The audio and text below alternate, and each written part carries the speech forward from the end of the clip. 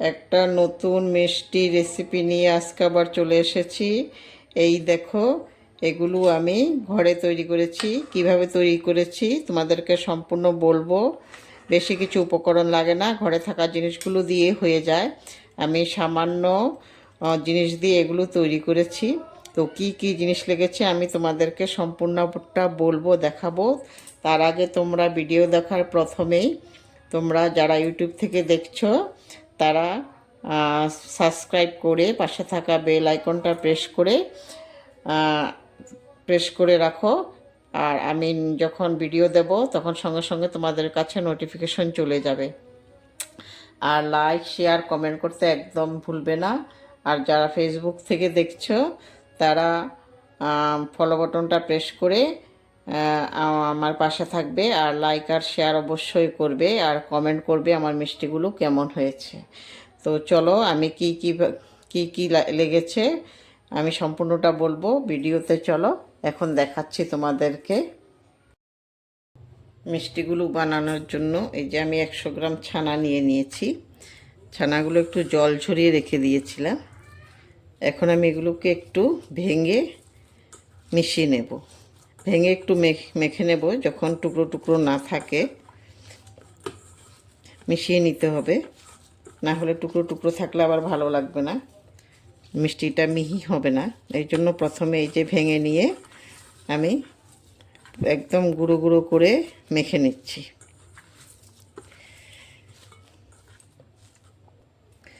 একটু ভালোভাবে মাখতে হবে, যত ভালো করে মাখবে এত ভালো হবে। তো আমি একটু ভালো করেই মেখে নিচ্ছি, এই যে হাত দিয়ে মেখে নিচ্ছি। হাত দিয়ে না মাখলে হবে না, একটু ডলে ডলে মাখতে হবে। একটু হাত দিয়ে দিয়ে এইভাবে ডলে ডলে মাখতে হবে।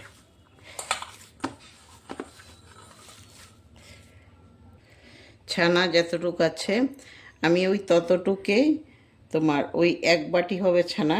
তো আমি 1 বাটির সমান 1 বাটি দিইনি, তার থেকে একটু কম দিয়েছি ময়দা। 1 বাটি ময়দা দেব। ওই সমান পরিমাণে এই যে গুঁড়ো দিচ্ছি।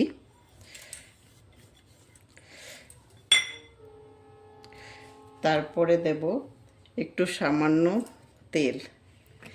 তোমরা ঘি থাকলে ঘিও দিতে পারো, আমার হাতের কাছে ঘি নেই, এই জন্য তেলে দিয়ে দিচ্ছি।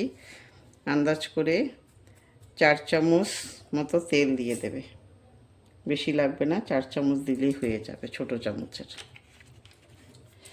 এখন আমি এগুলোকে একটু প্রথমে ভালোভাবে মেখে নিচ্ছি, সব জিনিসগুলোকে মিশিয়ে মেখে নিচ্ছি।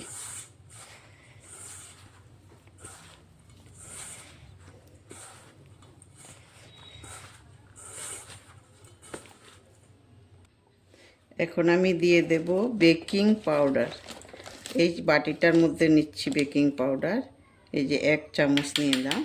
আর একটু দেব বেকিং পাউডার, 1.5 চামচের মতো, ছোটো চামচ তো একদম ছোটো চামচ, এই জন্য 1.5 চামচ দিচ্ছি। আর দিয়ে দেব এটার মধ্যে একটু আধা চামচের মতো বেকিং সোডা। বেকিং সোডাটা তোমরা একদম কম করে দেবে, বেশি দেবে না, দরকার নাই বেশি দেওয়া। আমি আধা চামচ থেকেও একটু কম দিচ্ছি। এই যে এখন এটার মধ্যে একটু জল দিয়ে দেব, জল দিয়ে মিশিয়ে তারপরে দিচ্ছি।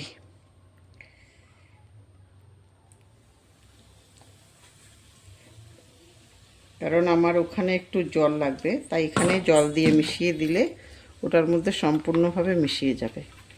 এই জন্য আমি জল দিয়ে মিশিয়ে তারপরে দিচ্ছি ওখানে। আর এটা দেব একটু আস্তে আস্তে করে দেব, যতটুকু লাগে ওই হিসাব করেই দেব। জলটা কতটুকু লাগে ওই হিসাব করে করে আস্তে আস্তে করে দেব। কিন্তু মাখাটা একটু নরমে হবে, শক্ত হবে না, এই জন্য একটু দিতে হবে, আর একটু দিতে হবে। মাখাটা কিন্তু শক্ত হবে না, নরম হবে।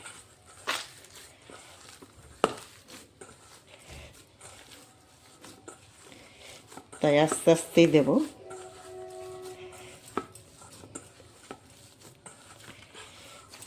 মনে হচ্ছে আর লাগবে না, এতটুকুই হয়ে যাবে।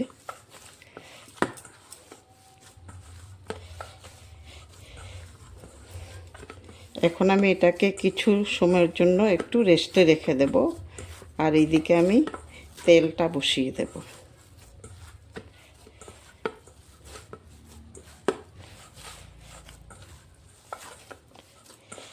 হয়ে গেছে আমার মাখা। হাতে একটু তেল নিয়ে, আমি এখন গোল্লাগুলো করে নেব, ছোট ছোট করে গোল্লাগুলো করে নেব। প্রথমে গোল্লাগুলো করে রেখে দিচ্ছি, আর ওইদিকে আমি তেল বসিয়ে দিয়েছি। তেলটা কিন্তু বেশি গরম হলে হবে না, হালকা গরম করতে হবে। আর আমি তেলটা একদম আগুনটা কম করে দিয়েছি। এইভাবে আমি সব গোল্লাগুলো করে নেব। প্রথমে যে একটু ভালো করে গোল্লাগুলো করতে হবে, যেন ফেটে না যায় তেলে দেওয়ার সঙ্গে সঙ্গে। এই যে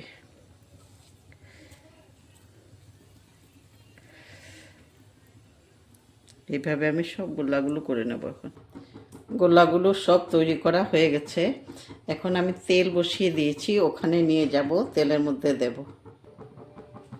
তেল গরম হয়ে গেছে। অত একটা তোমরা গরম করবে না, তেল একটু হালকা গরম হলেই দিতে হবে।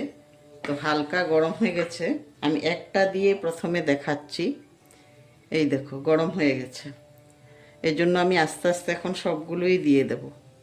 কিন্তু দেওয়ার পরে তুমি বেশি টাইম রাখতে পারবে না, এটা নাড়তে হবে সঙ্গে সঙ্গে, না হলে একটা সাইড বেশি হয়ে যাবে।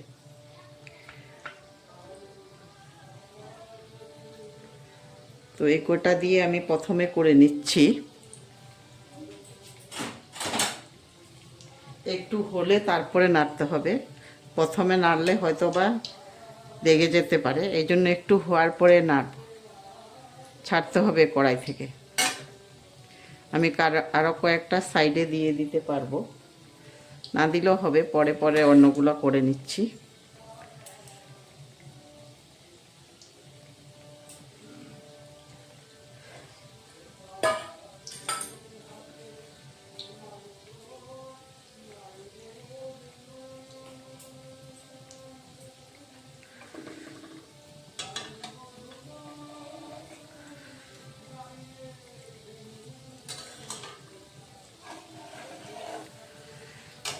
এই যে হচ্ছে, দেখো হয়ে গেছে। এই জন্য আস্তে আস্তে করে নাড়তে হবে, না হলে এখনও তো ভাজা হয়নি, ভেঙে যেতে পারে। এর জন্য একটু একটু করে আস্তে আস্তে করে তুমি উলট পালট করে দেবে। দেখো তেলে দেওয়ার সঙ্গে সঙ্গে এক একটা ফুলে কত বড় বড় হয়ে গেছে। এই দেখো আস্তে আস্তে লাড়তে থাকতে হবে, না হলে একটা সাইড বেশি হয়ে যাবে। এই যে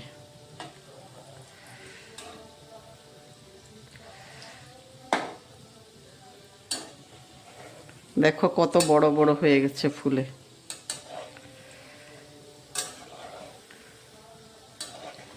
তোমরা একবার এইভাবে করো, দেখবে খুব ভালো লাগে খেতে। ঘরের তৈরি তো, একদম বাজারের থেকেও টেস্টি হয়, কারণ ছানা আছে, গুঁড়ো দুধ আছে, এই দুটোর স্বাদে আলাদা হয়। এই দেখো কত বড় বড় হয়ে গেছে এক একটা। একটু ভালো করে লাল লাল করেই ভাজবো।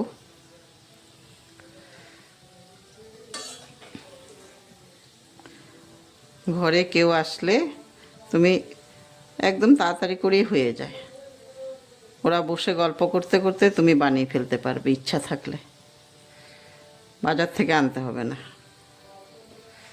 এই দেখো এক একটা ফুলে কত বড় বড় হয়ে গেছে। আর একটু ভালো করে আগুনটা কম দেবে, আগুনটা কম দিলে ফুলবে ভালো। আর হাই ফ্লেমে করবে না, হাই ফ্লেমে করলে জ্বলে যেতে পারে। আর একটু দেখে রাখতে হবে, কারণ এগুলি জ্বলে যাওয়ার চান্স বেশি থাকে, গুঁড়ো দুধ আছে তো এই জন্য। এই দেখো কত ভালো হয়েছে। এখন আমি এগুলো তুলে ফেলতে পারবো, হয়ে গেছে এগুলো। এগুলো আস্তে আস্তে করে তুলে ফেলছি। এই যে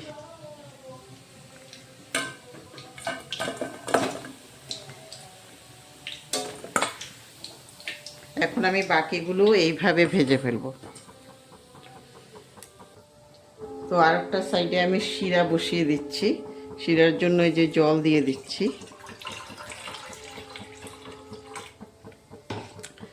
জলটা গরম হলে তারপরে আমি চিনি দেব।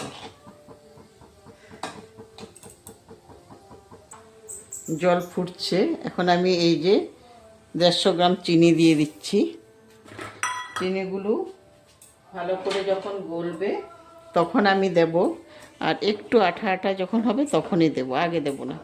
তো চিনিগুলো গলা পর্যন্ত অপেক্ষা করতে হবে।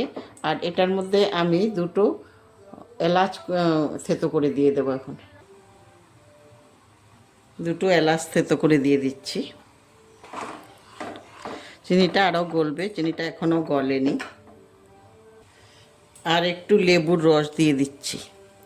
লেবুর রসটা দিলে এটা আর আঠা হবে না, তখন ভালো লাগে রসটা। চিনি রসগোল্লা লালমোহনের শিরাগুলো এরকমই থাকে, মানে শিরাটা থাকে কিন্তু আঠা ভাবটা থাকে না। এই জন্য একটু লেবু রস দিলে ওই আঠা ভাবটা আর থাকবে না, এই জন্য একটু লেবু রস দিয়ে দিলাম। তো শিরাটা হয়ে গেছে, এখন আমি গ্যাসটা অফ করে দিতে পারবো। গ্যাসটা অফ করে এই মিষ্টিগুলো এটার মধ্যে দিয়ে দেব। এটার মধ্যে দিয়ে আমি কিছুক্ষণ ঢেকে রাখতে হবে। আধা ঘন্টা মতো ঢেকে রাখলে তখন শিরাগুলো মিষ্টিটার মধ্যে ঢুকে যাবে, তারপরে খুব নরম তুলতুলে হয়ে যাবে, তখন ভালো লাগবে খেতে। 15 মিনিট পরে ফিরে এসেছি। এখন দেখব তুলে কীরকম হয়েছে। এই দেখো ফুলে কি হয়ে গেছে, আর সবগুলোর মধ্যে রস ঢুকে গেছে। আমি এই যে দেখাচ্ছি তোমাদেরকে, এই দেখো কত সুন্দর হয়েছে সবগুলো। একটা কেটে দেখাচ্ছি, এই যে এই দেখো কত সুন্দর হয়েছে। এই দেখো সব রস টেনে গিয়েছে। তো তোমরাও এইভাবে একবার করো, করে খাও ঘরে। আর আমারটা কেমন হয়েছে অবশ্যই বলবে, আর লাইক আর শেয়ার করতে একদম ভুলবে না। সবাই ভালো থাকো, সুস্থ থাকো। আবার পরবর্তী আরেকটা ভিডিও নিয়ে আসবো যখন, তখন তোমাদের সাথে আবার দেখা হবে। ধন্যবাদ।